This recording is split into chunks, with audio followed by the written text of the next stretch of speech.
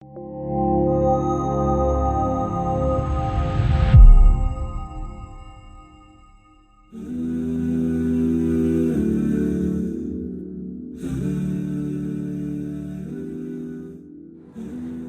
సృష్టిలో అల్పాతి అల్ప ధూళి రేణువు నుండి బ్రహ్మాండమైన గ్రహాలు నక్షత్రాల వరకు ప్రతిదీ ఒక లక్ష్యంతో సృష్టించబడ్డాయి మరియు వాటికై నియమించిన నియమాన్నే ఎలాంటి హెచ్చుతగ్గులు లేకుండా పాటిస్తూ ఉంటాయి.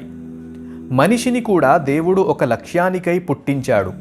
అది ఆయన్ని మాత్రమే ఆరాధించడం, ఆయన ఆదేశాలకనుగుణంగా జీవించడమే ఆ లక్ష్యం. అయితే మనిషి విచక్షణా జ్ఞానానికి, హేతుబద్ధ ఆలోచనలకు పరీక్ష ఏమంటే సృష్టిలో దేవుని చిహ్నాలను పరిశీలించి అవగాహన చేసుకుని ఆయన పంపిన హితబోధ ప్రకారం జీవించడం.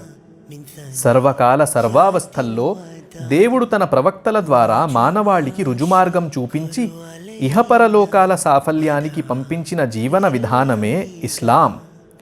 ఇస్లాం సందేశం చాలా సరళమైనది.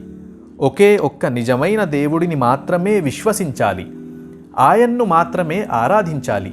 ప్రవక్త ముహమ్మద్ సల్లల్లాహు అలైహి వసల్లంను చిట్ట చివరి ప్రవక్తగా విశ్వసించాలి. ఇస్లాం అంటే దేవునికి విధేయత చూపడమని అర్థం. ఇస్లాంను అనుసరించే వారిని ముస్లిములంటారు. ముస్లిములు ఏ జాతి వారైనా లేదా ఏ సముదాయానికి చెందిన వారైనా కావచ్చు. అయితే మనిషి దేవుని విధేయత పూర్తిగా పాటించాలంటే అతనికి కొన్ని ప్రాథమిక సత్యాల జ్ఞానం ఉండాలి. ఆ జ్ఞానం దృఢ విశ్వాసంగా మారాలి. అయితే ఆ సత్యాలేవి దైవాజ్ఞానుసారం జీవితాన్ని సరిదిద్దుకోవడానికి కావలసిన ప్రాతిపదికలేవి? ఈ విషయాల సంపూర్ణ సమాహారమే ఈ ఇదియే ఇస్లాం పుస్తకం. సమకాలీన ఖురాన్ వ్యాఖ్యాత, ప్రఖ్యాత ఇస్లామీయ తత్వవేత్త, ఇస్లామీయ ఉద్యమానికి జీవితపు చివరి ఘడియల వరకు సారథ్యం వహించిన మౌలానా సయ్యద్ అబుల్ ఆలా మౌదూదీ రచించిన ఉర్దూ పుస్తకం రిసాలయే దీనియాత్ను తెలుగు పాఠకుల కొరకు ఎస్ఎం మలిక్ గారు ఇదియే ఇస్లాంగా తెలుగులో అనువదించారు. ప్రపంచ భాషల్లోనే కాక భారతావనిలోని 12 భాషల్లో అనువదింపబడిన ఈ మేటి పుస్తక సందేశాన్ని తెలుగు రాష్ట్రాల ప్రజలకు మరింత సులువుగా చేరవేసేందుకు students Islamic organisation of India Telangana రాష్ట్ర శాఖ ఆడియో రూపంలో మీ ముందుకు తెస్తోంది. రండి, విశ్వంలోని పరమ సత్యాలను, మానవ జీవితంలో ఎదురయ్యే ప్రధాన సమస్యలు, వాటి పరిష్కారాలను ఇస్లామీయ దృక్పథం వెలుగులో తెలుసుకుందాం. ఇస్లాం మౌలిక సిద్ధాంతాలు, వాటి అంతరార్థాలను అవగతం చేసుకుందాం.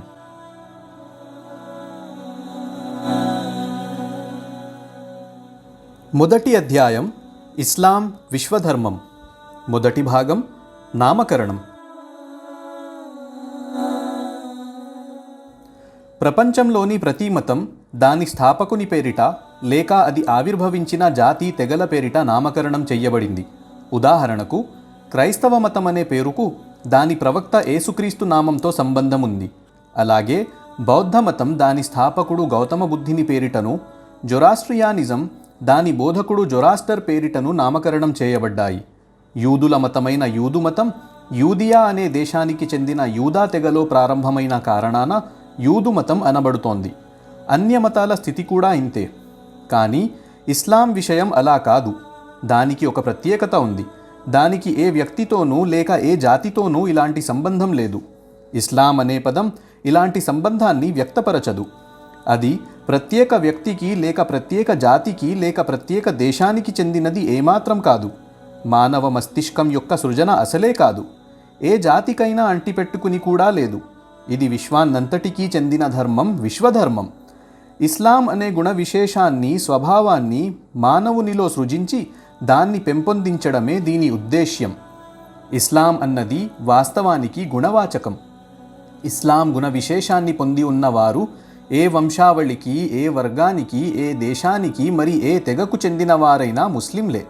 దివ్య ఖురాన్ సూచన ప్రకారం ఈ గుణ విశేషాన్ని కలిగిన సదాచరులు, సజ్జనులు ప్రతి జాతిలోనూ సర్వకాలాల్లోనూ ఉంటూ వచ్చారు. వారంతా ముస్లింలే. అయితే ఇస్లాం అంటే ఏమిటి, ముస్లిం అంటే ఎవరు అనే ప్రశ్నలు ఎదురవుతాయి. ఇస్లాం దాని భావం. ఇస్లాం అన్నది ఒక అరబీ పదం. దీనికి స్వయం సమర్పణ, విధేయత, ఆజ్ఞాపాలన అని అర్థం. ఇస్లాం ధర్మం దైవానికి పరిపూర్ణ స్వయం సమర్పణను, ఆయన విధేయతను బోధిస్తుంది. కనుక అది ఇస్లాం అని పిలువబడుతుంది.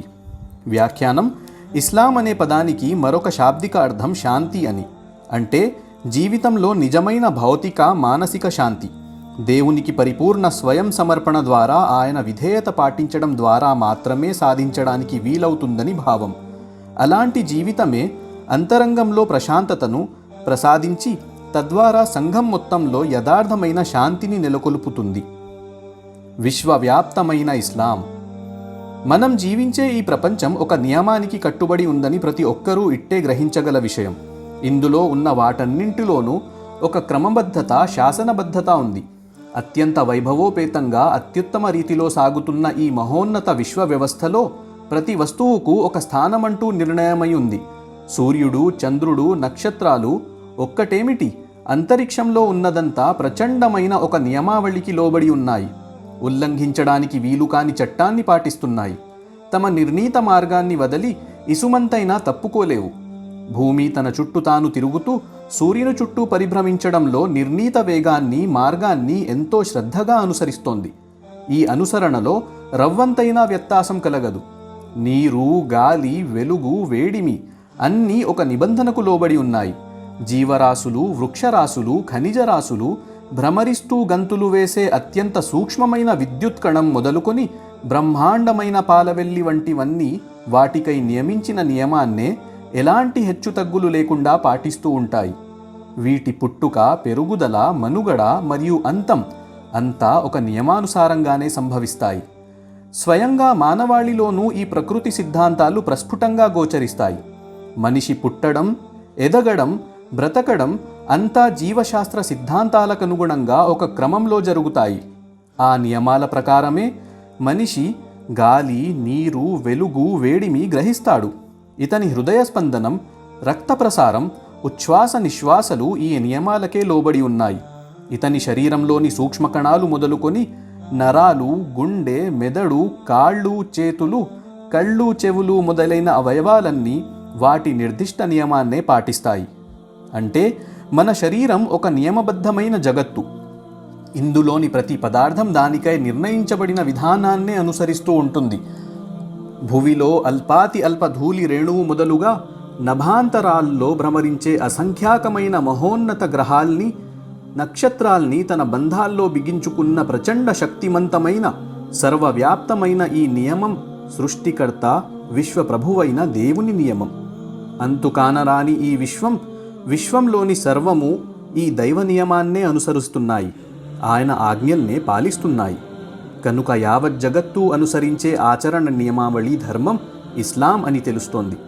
ఎందుకంటే ఇస్లాం అంటే విశ్వప్రభువైన దేవుని ఆజ్ఞాపాలన, ఆయన విధేయత తప్ప మరేమీ కాదు. కాబట్టి సూర్యుడు, చంద్రుడు, భూమి, నక్షత్రాలు, గ్రహాలు, ఉపగ్రహాలు అన్నీ ముస్లింలే. అలాగే గాలి, వాన, ఎండ, రాళ్ళు, రప్పలు, చెట్లు, చేమలు, పశువులు, పక్షులు అన్నీ దైవ నియమాలకు కట్టుబడి ఆయన విధేయతను పాటిస్తున్నాయి. అందుచేత విశ్వంలో ఉన్నవన్నీ ముస్లింలే.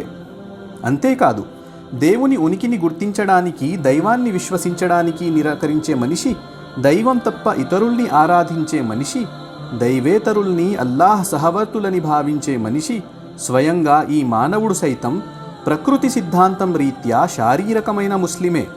ఎందుకంటే ఇతను పిండరూపం దాల్చినప్పటి నుంచి పుట్టి, పెరిగి, గిట్టి, మట్టి పాలయ్యేంత వరకు అంతా దైవశాసనాలకు లోబడే జరుగుతుంది.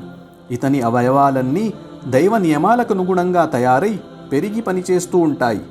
కనుక ఇతని అవయవాలన్నీ, ఇతని ప్రతి రోమము అవలంబించే ధర్మం, ఆచరణ నియమావళి ఇస్లామే. చివరికి ఇతని అవివేకం మూలాన బహుదైవవాదాన్ని, నాస్తికతను వ్యక్తపరిచే ఇతని నోరు సైతం సహజ సిద్ధంగా ముస్లిమే.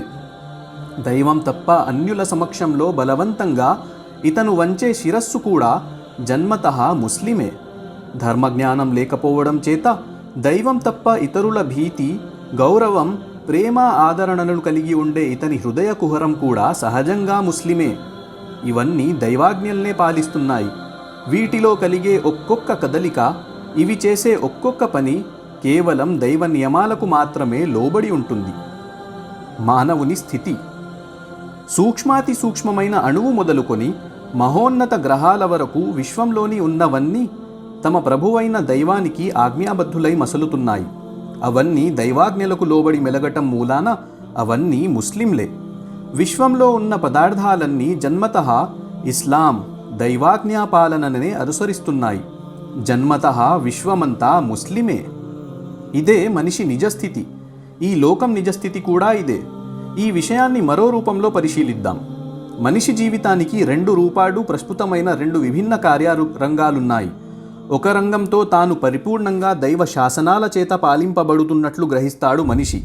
వాటిని ఒక వీసమెత్తు కూడా అతిక్రమించలేడు. వాటిని వదిలి ఒక్క అడుగు కూడా వెయ్యలేడు. వాటిని ఏ విధంగానూ తప్పించుకోనూ లేడు. వాస్తవానికి సకల సృష్టి వలె మనిషి కూడా ప్రకృతి సిద్ధాంతాల బలవత్తర నియమాలకు లోబడి ఉన్నాడు. వాటిని పాటించడానికి బద్ధుడై ఉన్నాడు. మనిషికి మరో ఆచరణ రంగం కూడా ఉంది. అతనికి వివేకం, విజ్ఞత ప్రసాదించబడ్డాయి. యోచించడానికి, నిర్ణయించడానికి, ఇష్టమైన దాన్ని ఎన్నుకోవడానికి, ఇష్టం లేని దాన్ని మానివేయడానికి, నచ్చితే స్వీకరించడానికి, నచ్చకపోతే తిరస్కరించడానికి మనిషికి అధికారం ఉంది. తనకు ఇష్టమైన ఏ బ్రతుకు బాటనైనా అవలంబించడానికి మనిషి స్వతంత్రుడు. ఏ విశ్వాసాన్నైనా ఆశ్రయించగలడు. ఎలాంటి జీవన విధానాన్నైనా అనుసరించగలడు. నచ్చిన దృక్పథానికి అనుగుణంగా తన జీవితాన్ని మలచుకోగలడు. తాను స్వయంగానూ ఒక ఆచరణ నియమావళిని రూపొందించుకోగలడు కూడా. జీవితపు ఈ రెండవ రంగంలో ఇతర సృష్టి రాశికి భిన్నంగా మానవునికి ఆలోచన, ఆచరణల స్వాతంత్ర్యం ప్రసాదించడం జరిగింది. ప్రస్ఫుటంగా భిన్నమైన ఈ రెండు రంగాలు కూడా మనిషి జీవితంలో విలీనమై ఉన్నాయి. మొదటి రంగంలో యావత్తు సృష్టి వలె మనిషి ప్రకృతి సిద్ధంగానే ముస్లిం, దైవాజ్ఞల్నే పాలించడానికి బద్ధుడై ఉన్నాడు. రెండవ క్రియారంగంలో ముస్లిం అవడానికి లేదా ముస్లిం కాకపోవడానికి, అంటే దైవాజ్ఞల్ని పాలించడానికి లేక పాలించకపోవడానికి మనిషి స్వతంత్రుడు. ఈ రంగంలో మనిషికి స్వేచ్ఛ, అధికారం ప్రసాదించబడ్డాయి. ఈ స్వేచ్ఛను వినియోగించుకునే రీతిని బట్టి మానవాళి మొత్తం రెండు వర్గాలుగా విడిపోతుంది. ఒక వ్యక్తి తన సృష్టికర్తను గుర్తిస్తాడు. ఆయన్ని తన యజమానిగా, నిజ ప్రభువుగా స్వీకరిస్తాడు. ఆయన ఆజ్ఞలకు, ఆదేశాలకు చిత్తశుద్ధితో పరిపూర్ణంగా దాసోహమంటాడు. మనిషి వ్యక్తిగత, సామూహిక జీవితానికై దైవం పంపిన నియమావళిని అనుసరిస్తాడు. ఇలాంటి వ్యక్తి పరిపూర్ణంగా ముస్లిం. అంటే తాను ప్రకృతి సిద్ధంగా బద్ధుడై ఉన్న రంగంలోనే కాక తనకు స్వేచ్ఛా అధికారాలు ప్రసాదించబడ్డ క్రియారంగంలోనూ అల్లాహ్కు విధేయుడై ఉండటానికి బుద్ధిపూర్వకంగా నిర్ణయించుకున్న మూలాన అతని ఇస్లాంలో పరిపూర్ణత సిద్ధించిందన్నమాట. ఇక అతని జీవితం సర్వము దైవానికి ఆత్మసమర్పణామయమైంది. అతని జీవితంలో ద్వంద్వనీతి లేదు. అతడు అన్నింటా ముస్లిమే. అతని ఇస్లాం పరిపూర్ణం. ఇస్లాం అంటే సర్వస్వాన్ని అల్లాహ్ అభీష్టానికి సమర్పణ చేయటం తప్ప మరేదీ కాదు కదా. ఎవరికైతే తాను ఇంతకు ముందే అసంకల్పికంగా విధేయుడై ఉండేవాడో ఇప్పుడు ఆయనకు సచేతనంగా విధేయుడయ్యాడు ఈ మనిషి. ఇష్టాల ప్రమేయం లేకుండా ఏ ప్రభువుకైతే లోగడ తల ఒగ్గేవాడో ఇప్పుడు ఆయన సమక్షంలో తాను స్వయంగా మనసారా మోకరిల్లుతున్నాడు.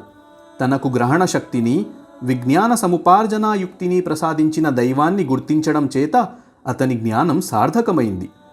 ఇప్పుడు ఇతని వివేచనాశక్తి, ఆలోచనాశక్తి సమన్వయమయ్యాయి, సవ్యమైనవి. ఎందుకంటే ఈ యోచన, వివేచన, నిర్ణయ శక్తి సామర్థ్యాలను సరైన విధానంలో ఉపయోగించి వాటిని అనుగ్రహించిన దైవానికి విధేయుడై ఉండటానికి ఇతడు తీసుకున్న నిర్ణయం సరైన నిర్ణయం. మాట్లాడే శక్తిని ప్రసాదించిన స్వామి పట్ల అంగీకార భావాన్ని వక్కాణించిన ఇతని నోరు కూడా సత్యసంధత కలదే. ఇతని జీవితంలో సర్వస్వము సత్యస్వరూపం. ఎందుచేతనంటే ఇతను ఐచ్ఛికంగానూ స్వాభావికంగానూ జీవితంలోని సర్వరంగాల్లో విశ్వప్రభువైన ఒకే దైవం అల్లాహ్ శాసనాలకే కట్టుబడి జీవిస్తున్నాడు. సృష్టి సర్వము ఆరాధించే అల్లాహ్నే తాను ఆరాధిస్తున్నాడు. కనుక యావత్ జగత్తుతో ఇతనికి సామరస్యం, శాంతిభావం కుదిరాయి. ఇలాంటి వ్యక్తే భువిలో దేవుని నిజ ప్రతినిధి. ప్రపంచమంతా తనకే దాసోహమంటే తానేమో దైవానికి అంకితం. కుఫ్ర్ అంటే ఏమిటి? పైన ఉదాహరించిన వ్యక్తికి పూర్తిగా భిన్నమైన వ్యక్తిని తీసుకోండి. అతడు స్వాభావికమైన ముస్లింగా పుట్టి జీవితాంతం అసంకల్పికంగా ముస్లిమై జీవిస్తూ ఉన్నప్పటికీ తన వివేకాన్ని, బుద్ధిని, అంతర్జ్ఞానాన్ని తన ప్రభువును, తన సృష్టికర్తను గుర్తించడానికి వినియోగించడు. పైగా ఆయన్ని ధిక్కరించేందుకు సిద్ధపడడం చేత తన స్వేచ్ఛను, నిర్ణయాధికారాన్ని దుర్వినియోగపరచిన వాడవుతాడు. ఇలాంటి వ్యక్తే తిరస్కారి, ఇస్లామీయ పరిభాషలో కాఫిర్. కుఫ్ర్ అనే పదానికి శాబ్దిక అర్థం దాచివేయడం, కప్పిపుచ్చడం, మూసివేయడం అని వస్తుంది. తనకు సహజమైన దాన్ని, తన ఆత్మను ఆవరించి ఉన్నదాన్ని ఇతను తన తిరస్కార భావం ద్వారా కప్పివేస్తాడు లేక దాచివేస్తాడు. కనుకనే దైవాన్ని తిరస్కరించిన వ్యక్తిని కాఫిర్, కప్పిపుచ్చినవాడు అనంటారు. ఎందుకంటే వాస్తవానికి ఇతని నైజంలోనే ఇస్లాం సహజంగా ఉంది. ఇతని శరీరమంతా, శరీరంలోని ప్రతి అంగం, అణువణువు ఈ సహజ సిద్ధమైన ప్రవృత్తికి లోబడి వ్యవహరిస్తోంది.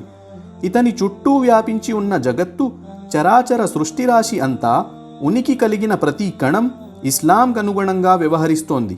దాని విద్యుక్త బాధ్యతను నిర్వహిస్తోంది. కానీ ఈ మనిషి కళ్లపై చీకటి తెరలు పడ్డాయి. ఇతని వివేకంపై పొరలు కమ్ముకున్నాయి. కొట్టు వచ్చినట్లు కానవచ్చే పరమ సత్యాన్ని ఇతను గ్రహించలేకపోతున్నాడు. స్వయంగా తన ప్రకృతియే తనకు అగోచరమైపోయింది. అందుకే తాను పూర్తి విముఖంగా ఆలోచిస్తున్నాడు, ప్రవర్తిస్తున్నాడు. వాస్తవికత అతనికి అపరిచితమైపోయింది. చిమ్మ చీకటిలో కళ్ళప్పగించి చూస్తూ ఉండిపోతున్నాడు. ఇది కుఫ్ర్ వాస్తవికత. కుఫ్రులోని చెడులు. కుఫ్ర్ ఒక విధంగా అజ్ఞానం కాదు. కుఫ్ర్ అంటేనే అజ్ఞానం. విశ్వప్రభువు, సృష్టికర్త అయిన అల్లాహ్ గురించి తెలుసుకోలేకపోవడం కంటే గొప్ప అజ్ఞానమేముంది? ఈ సువిశాల సృష్టి మహాచిత్రాన్ని, నిర్విరామంగా పయనిస్తున్న అత్యంత శ్రేష్టమైన ఈ యంత్రాంగాన్ని, సృష్టి మూలమూలల్లో చిత్రించబడిన చిత్ర విచిత్ర రూపాల్ని చూస్తాడు మనిషి. బ్రహ్మాండమైన ఈ కర్మాగారాన్ని పరిశీలిస్తాడు. కానీ దీని కర్త ఎవరు, నిర్వాహకుడెవరు అన్న విషయం మాత్రం ఇతనికి తోచదు. స్వయంగా తన దేహాన్నే అద్భుతమైన చాకచక్యంతో వ్యవహరిస్తున్న ఈ వింత యంత్రాన్నే తిలకిస్తాడు. తన అవసరాలను తీర్చుకోవడానికి దీన్ని ఉపయోగించుకుంటాడు కూడా.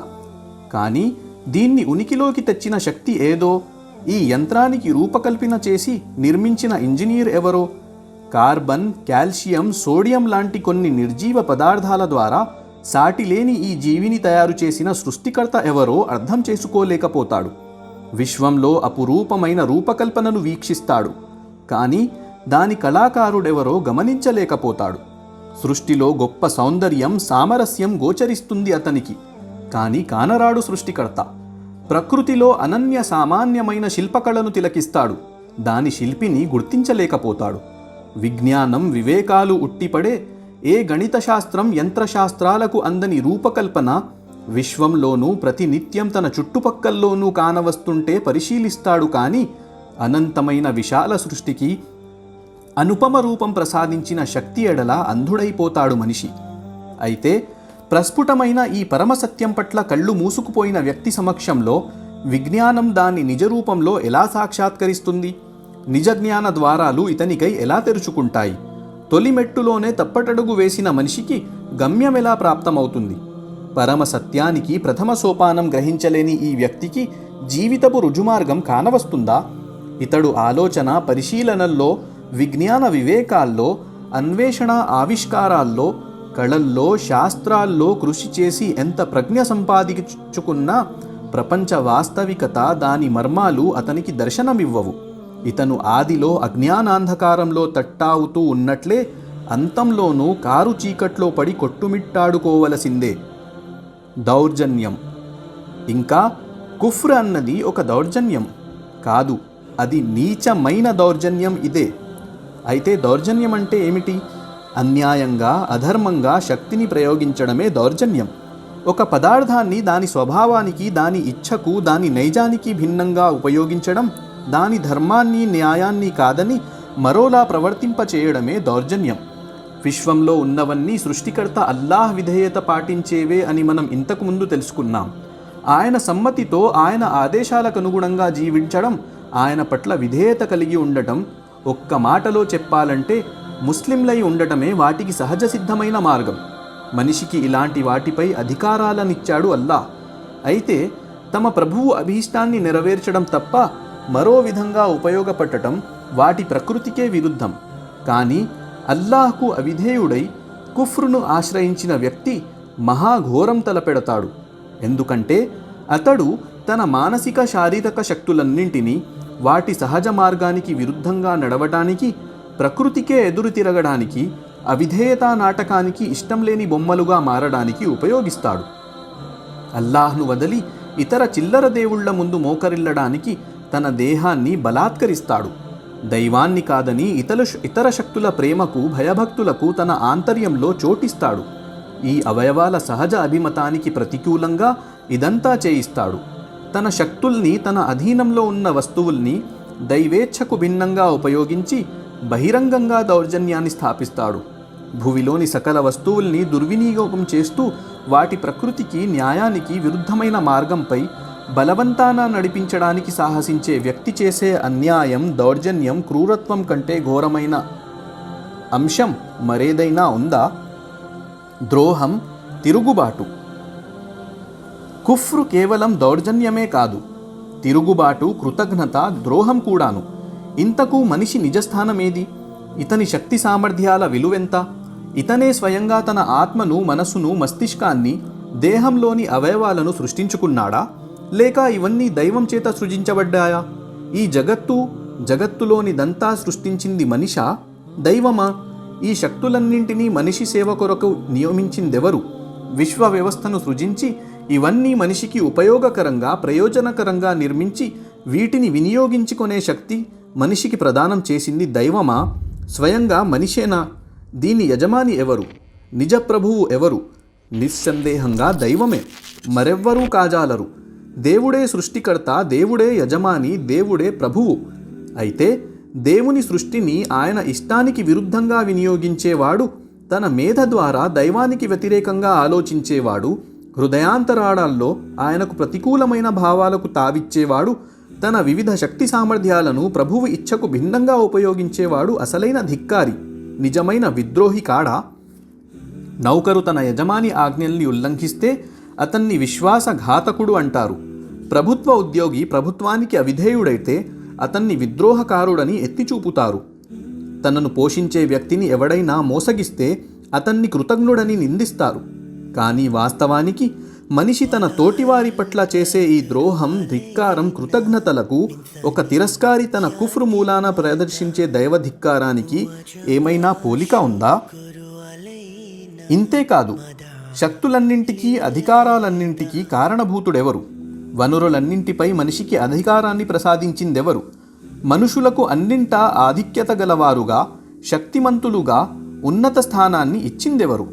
స్వయంగా మనిషికి సంప్రాప్తమైన వస్తు సామాగ్రి, శక్తి సామర్థ్యాలు, మనిషి ఇతరులకు చేసే ఉపకారం కొరకు ఉపయోగించే పదార్థాలన్నీ దైవం ప్రసాదించినవే. లోకంలో మనిషి ఎవరి తీరని ఉపకారాలకు రుణపడి ఉన్నాడో వారు అతన్ని కనిపెంచే తల్లిదండ్రులు. కానీ తల్లిదండ్రుల గుండెల్లో అనురాగ కుసుమాన్ని సృజించిందెవరు? తల్లి మనస్సులో పసివాని పట్ల ప్రేమానురక్తులు సృష్టించిందెవరు? బిడ్డల శ్రేయం కోసం తమ సర్వస్వాన్ని ధారపోయగల త్యాగం, ఉద్వేగం తల్లిదండ్రుల్లో సృజించిందెవరు? ఏమాత్రం ఆలోచించినా దైవమే మానవుని మహోపకారి, ఆయనే మనిషికి వరప్రదాత అన్న యథార్థం రుజువవుతుంది. ఇంకా ఆయన సృష్టికర్త, ప్రభువు, పోషకుడు, పాలకుడు. అంతేకాదు, మనిషికి నిజమైన యజమాని, స్వామి కూడా ఆయనే. మనిషికి దైవానికి గల సంబంధ బాంధవ్యాల పరిస్థితి ఇది. అయితే మనిషి తన కుఫ్ర్ కారణంగా తన నిజ ప్రభువు, స్వామి, సార్వభౌముణ్ణి తిరస్కరిస్తాడు, ఆయనకు అవిధేయుడవుతాడు. ఈ కుఫ్రుకు మించిన తిరుగుబాటు, కృతజ్ఞత, విద్రోహం ఇంకా ఏది కాగలదు? కీడుకు దారి. కుఫ్రును చేపట్టిన మనిషి దేవునికి ఏదైనా హాని చెయ్యగలడా? ఏమాత్రం చెయ్యలేడు. అనంత విశ్వంలోని చిన్నారి బంతిపై నివసించే చిట్టజీవి ఈ మనిషి. విశ్వప్రభువు పట్ల ఏ కీడు తలపెట్టగలడు? ఆ విరాట్ ప్రభువు సామ్రాజ్యానికి హద్దులున్నాయా? ఎంతో శక్తిమంతమైన దూరదర్శిని సైతం ఆ హద్దుల్ని నేటికీ కనుగొనలేకపోయాయి. ఎంతో గొప్ప శక్తి ఆయనది. దిగంతాల్లోని అసంఖ్యాకమైన గ్రహాలు, నక్షత్రాలు, భూమి, సూర్యచంద్రులు ఒక్కటేమిటి, అన్నీ ఆయన కనుసన్నలకనుగుణంగా బొంగరాల్లా భ్రమరిస్తున్నాయి. తిరుగులేని ఆయన సిరికి కొలమానాలున్నాయా? విశ్వాన్నంతటినీ మరొకనితో పొత్తు లేకుండా ఏలే ఏకఛత్రాధిపతి, అందరినీ అనుగ్రహించేవాడు ఆయనే. ఆయన మరొకరి సహాయము ఆవశ్యకత లేని నిరపేక్షాపరుడు. ఆయనకు వ్యతిరేకంగా మనిషి చేసే తిరుగుబాటు ఆయనకు ఎలాంటి హాని చెయ్యజాలదు. పైపెచ్చు ఈ తలబిరుసుతనం స్వయంగా మనిషి పతనానికి, సర్వనాశనానికి దారితీస్తుంది. పరమసత్యాన్ని నిరాకరించి చేసే ఈ తిరుగుబాటుకు తప్పనిసరి పర్యవసానం జీవిత పరమార్థంలో పరాజయం. ఇలాంటి వ్యక్తికి నిజదృష్టి, సత్యజ్ఞానం, రుజుమార్గం ఏనాటికీ చేజిక్కవు. ఎందుకంటే స్వయంగా తన సృష్టికర్తనే గుర్తించని జ్ఞానం మరే సత్యాన్నైనా గ్రహించజాలదు. ఇతని బుద్ధి, వివేకాలు నిత్యం వక్రమార్గాన్నే అవలంబిస్తాయి. తన స్వామిని గుర్తించడంలోనే తప్పటడుగు వేసిన వివేకం జీవన పథాన్ని కాంతిమయం చేయగలుగుతుందా? ఇతను జీవన వ్యవహారాలన్నింటిలో అపజయాన్నే ఎదుర్కొంటాడు. ఇతని స్వరూప స్వభావాలు, సామాజిక జీవితం, జీవికకై చేసే కృషి, కుటుంబ జీవితం ఒక్కటేమిటి, జీవితం మొత్తం తల్ల క్రిందులవుతుంది. ఇతడు లోకంలో కల్లోలాన్ని, అరాచకాన్ని వ్యాపింపజేస్తాడు. ఇతరుల హక్కుల్ని అపహరిస్తాడు.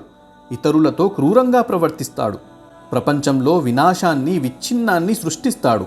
ఇతని వక్రమైన ఆలోచనలు, వికృతమైన కోరికలు, అసమంజసమైన దృక్పథాలు, దుష్కృత్వాలు ఇవన్నీ స్వయంగా ఆ వ్యక్తి జీవితాన్ని, అతని చుట్టుపట్ల ఉండేవారి జీవితాన్ని దుర్భరం చేస్తాయి.